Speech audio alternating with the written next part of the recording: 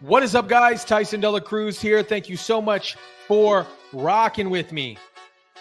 Night 3 of the DNC is officially a wrap, and we are going to be diving in to some shocking moments of the DNC. Guys, do you think head coach Tim Walz will put me in? Shout out to head coach Tim Walz. Yeah, coach would have put me in fourth quarter. We'd have been state champions, no doubt. No doubt in my mind. Shout out to everybody watching. Drop your comments down below. Smash the like button. We are about to dive in. Let's go.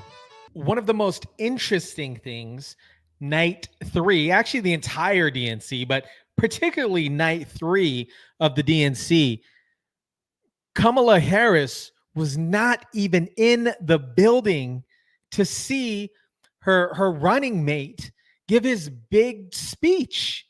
Wasn't even in the building. She's only been in the building for a couple of minutes. It just shows the extensive possible tension that may be occurring behind the scenes. And the news outlets are covering it. Biased media news outlets towards her. But as you know, the vice president was not in the arena tonight to watch her running mate, Tim Walz, give his big speech. She was watching from her hotel room here in downtown Chicago. But as you know, from her hotel room in Chicago. What is going on? And throughout the entire DNC, people have been asking about what's Kamala Harris's biggest achievements. What has she done? And finally, night 3 of the DNC, we finally listed a concrete Kamala Harris achievement, and it came from Doug, her husband, when he was at the podium. And he said, she cooks a mean brisket. Seriously? You cook a mad brisket, but you haven't done anything else. What is going on here? Most of the speeches at the DNC 1, 2, and 3 have been filled heavy with Trump bashing, good vibes, with a lot of empty promises. And I think it's going to continue on to night 4. I'm not 100% sure, but based on the trend, if I'm a betting man, I'm going to say that it's going to be about the same thing. It is going to be about the same thing. CNN lately has been they have been savage on the news coverage with this. During Oprah Winfrey's speech here, let's just jump into it. Let's jump into it. We just try to do the best we can to save them. And if the place happens to belong to a childless cat lady,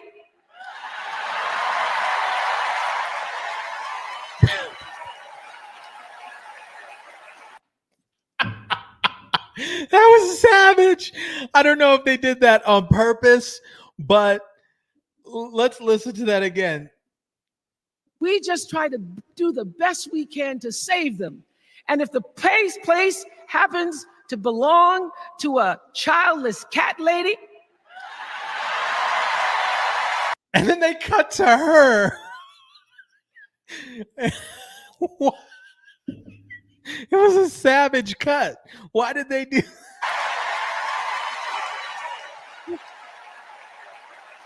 we just try. Oh, man. Next, Amy Klobuchar introduces Tim Walz as head coach. In Minnesota, we trust a coach who turned a team that was 0-27 into state champions. Based on the things that I have personally read, unless you guys see something different, drop it in chat. Drop it in, let me know. But from what I understand, Tim Walz was an assistant head coach. He wasn't the head coach. He wasn't the head coach. We trust a coach who turned a team that was 0-27 into state champions. Ugh, this is cringe. Lisa Rochester then gets up on stage and claims that Donald Trump wrote Project 2025. And this is the result. Listen to this claim from Congresswoman Lisa Blunt Rochester of Delaware about Project 2025 and former President Trump. He has, with his friends, said the quiet parts out loud, but not only said them out loud, he wrote a book about it. What's it called? Project 2025. That is false. Trump did not write Project 2025. The project's big policy document published by the Heritage Foundation think tank lists dozens of people as authors, editors, contributors. Donald Trump is not among them. You hear that? CNN. They are like, WTF. What is going on? What is going on? Governor Shapiro talks about, I'm not even gonna tell you what he's gonna talk about, because when I first watched this clip, it made me upset. I'm not a parent, but it made me upset. It's not freedom to tell our children what books they're allowed to read. It's not freedom to tell our children what books they're allowed to read. One more time. It's not freedom to tell our children what books they're allowed to read. Bro, as a parent, and I am not a parent, but shout out to my parents out there, because I have mad respect to all the parents out there. But it is your responsibility as a parent to guide your kids, to provide them with the right information, and to give them access to tools, to things that you feel suitable as a parent. Other than that, it is nobody else's responsibility to do that. And this is what he says. Listen. It's not freedom to tell our children what books they're allowed to read. They are under my roof. Yes. I get to tell them what to read. And no, I don't want them to read these books that are being placed in schools that are showing kids about sexual acts and sexual preferences at an early age, specifically in elementary schools. It's mind-blowing. It's mind-blowing that he would even say this, because as a parent, it is the responsibility of the parent to guide the kid, the children, based on your family values, based on your family practices, to show them and guide them in the path that you feel fit, until they feel and you feel that they can do the things on their own. And to me, as long as they're under the roof, you're living under the rules. And I want to preface in saying this too, is because some of the schools are letting kids or giving kids access to books that have sexual acts in them. That is bananas to me. That is absolutely bonkers. An elementary school kid does not need to know those things. They just need to learn at that time. They get to learn and explore mathematics, English, reading, social skills. They don't need to know what a pee-pee looks like. Come on. Who's with me, chat? I got riled up, man. I got riled up right now. Dude. And then we have Oprah Winfrey taking the stage. Now, over the last couple of nights, we have all seen brave people walk onto the stage and share their most private pain. Amanda and Josh, Caitlin, Hadley, they told us their stories of rape and incest and near-death experiences from having the state deny them the abortion that their doctor explained was medically necessary. And they've told us these things for one reason, and that is to keep what happened to them from happening to anybody else. Because if you do not have autonomy over this, if you cannot control when and how you choose to bring your children into this world and how they are raised and supported, there is no American dream.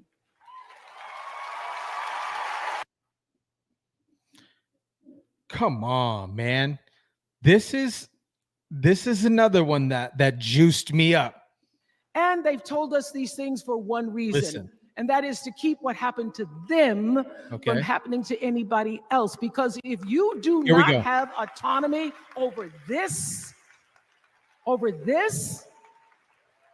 If you do not have autonomy over this, what happened during C-19, y'all? What happened with this administration during C-19? Drop it in the chat. Let me know. What were they mandating? What were they mandating? Confusing. What? Yo, Oprah, what happened? There was a letter that surfaced with Oprah when her and Trump were close. She wrote a letter and said, we should be running mates. This is what the letter said. I'm not going to pull it up because you guys can pop it up on the web. Actually, you know what? I'll do a post. I'll put the letter somewhere, post somewhere around here. I don't know where, maybe over here. It'll be on the video. You can see it. But man, what? Here is some more CNN saying, what the heck is going on with this party? What's going on with the DNC party? First of all, I'm the only person here that doesn't sign up to work for candidates. Okay. Like I work for CNN. I'm here to analyze the news. That's number one. Number two. Hold up. This whole DNC, Scott Jennings right here has been on fire, by the way. We're going to get back to video. My bad. Work for CNN. I'm here to analyze the news. That's number one. Number two, I think what they are telegraphing to the American people is, we know if we told you what we were going to do, it would be monumentally unpopular. Also on Walz. I see it differently. Go ahead. He's been something of a gas machine lately. Everybody here knows it. We've glossed over it tonight. The IVF thing alone ought to concern you. He's lied about it. He did it a little bit in his speech again tonight. And the IVF attacks on the Republicans that he has been leading are false, and it's been based on a false story he's been telling about himself. Something he does that is so weird to me, the constant attacks on J.D. Vance for going to Yale. I don't understand this. I've heard Walz proclaim to be a small-town guy who wants everybody to get an education and succeed, and he spends a fair amount of time attacking J.D. Vance, who grew up poor and got an education, worked hard to get an education and rise above his station in life. And he has used it as a punchline on the campaign trail. And I don't understand what he's trying to communicate to every small town poor kid out there, saying, if you choose to work hard and go to an Ivy League school, you somehow abandon your hometown. I don't get it. Speaking as one of those small town kids who actually went to Yale, yes, I do take exception to that. I think you are correct on that. Yeah. But how many of y'all think Scott Jennings has been on fire during the DNC? Now we're going to jump into, you guys remember Bill Clinton, the saxophone player. He's definitely not that guy anymore. Man, he looks rough. He looks rough. Gosh, poor guy. And then he did something that's really hard for a politician to do. He voluntarily gave up political power. He's talking about Joe Biden. And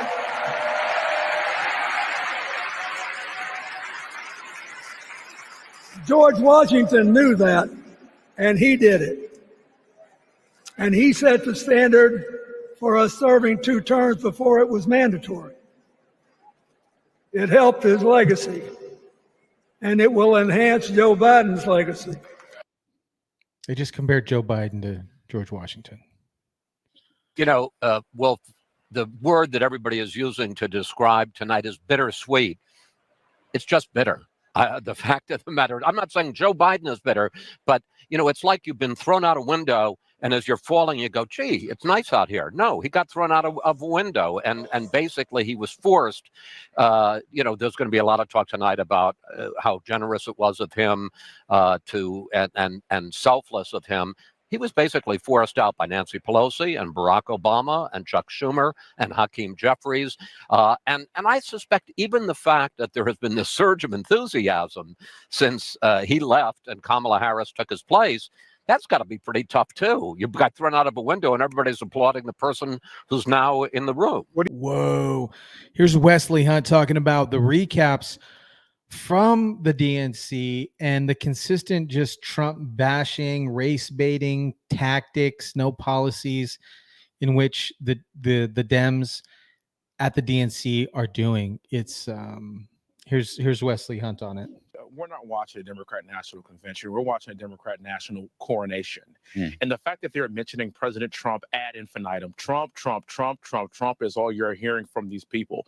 And when you think about the last 16 years that we've had presidents in this country, of the last 16 years, 12 of those years have been under Democrat rule. So they can't run on their record. They can't run on the economy. They can't run on jobs. They can't run on making the lives of Black people better. The only thing that they can run on is race. And for the record, I consider myself to be a young, Black, educated person. And guess what? President Trump is just fine with me. And that's why I support him every single day. And I've been supporting him for the past 8 years. And so the fact that they are bringing up race over and over again just shows you that they have absolutely nothing to run on. And the only thing that they could do is pander to the Black community by having Lil Jon and the East Side Boys. And they're running around having concerts instead of actually talking about the policies that are impacting us every single day. And it's also the assumption that Black people are stupid and they can't read right through what they are trying to do. This is about inflation. This is about jobs. This is about the border. You're not hearing them mention any of the above because they've been a complete disaster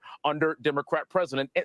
And that includes President Barack Obama, who was a president for 8 years prior to the 4 years of President Trump, where we saw a lot of success. And so when you only have one play, they have to play it over and over and over again in order to brainwash people. But I do believe that we know better, Larry, and we also know that in November, we have to have President Trump back in office to make our lives better. I don't want to hear about race baiting. I want to hear about how are you going to improve the lives of not just Black people, but of all Americans. You know, Congressman, I haven't had a word. Now, I haven't watched it wall to wall, but I watched a little bit last night. I probably regret having watched it because I thought the Obamas were just awful, absolutely disgraceful. But in any event, no one, and I'm reading the reports, no one's talking about what you just said, economy, inflation, border, Correct. Which is what the polls show, and it's what everybody's talking about. No one, none, they're either screaming at Trump. Trump's the most popular, if you look at the word charts, Trump's the most popular guy there. But it's like an obsession. Trump is inside their head. They can't get rid of it. But it isn't about their accomplishments, because I don't think they're convincing exactly these minority working. I don't think they're convincing any working folks, white, Black, Asian, whatever.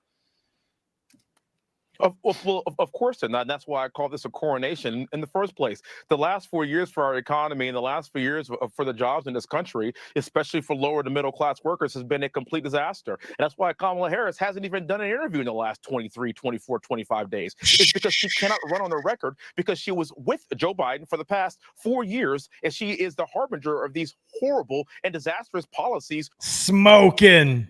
For this country. And so now they're going to try to put potpourri on this and act like we weren't alive throughout this entire process. They're going to try to have revisionist history to make it seem like this was all an aberration to all of us. And really, it was Trump's fault as to why the economy was so bad, even though that you've been the vice president for the past 4 years. And so now they're going to roll her out and talk about her just being a Black woman and not talk about the actual accomplishments or lack thereof of this past administration. Agreed. No one, and I don't know, maybe Kamala won't even, but no one's defending Kamala's economic plan, which was last Friday, all right, the price controls and the $2 trillion of spending. My thought was maybe she's going to come out and say, oh, I said that when I was much younger, 6 days ago. I didn't really mean it. So we're going to have another flip-flop. I meant that as a joke, but halfway truthful. Yeah. No one's talking about this as her whole economic plan, #1 in all the polls. And what? There's not a word of it. You can hear a pin drop when it comes to the economy. Nothing, nada.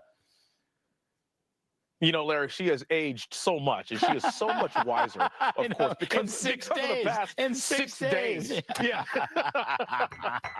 And I can tell you something else too, Larry. That you can expect 4 more years of this. You can expect 4 more years of this, and it's only going to get worse given her economic plan for the future. Please, and again, 6 days. I guarantee you, she hasn't gotten that kind of wisdom. And I know that the American people have been watching what's going on. You cannot lie to us any longer. We've lived this. We actually do want our country back. We do want thriving jobs, and the best person that's going to provide that for all walks of life, not just black people, not just white people, not just Asian people, but for every single American. If you identify as an American in this country, we know that we want President Trump back, and the only angle that they have is identity politics. I pray that the American public see through the identity piece of this. We identify as Americans, and we start rowing in the same direction as that being our #1 identity, being an American working class member of this society that just wants our country back. Woo! He was smoking. He's hot. He is rolling it. Let's go. Let's go. DNC night 3 in the books. Little highlights, little recaps. Hope you guys enjoyed the video. Drop your comments down below. Let me know what you're thinking. Let me know your thoughts on this. Smash the like button, share, hit subscribe. Really appreciate each and every single one of you. I truly, truly do. I really do. And until then, I'll catch you on the next one.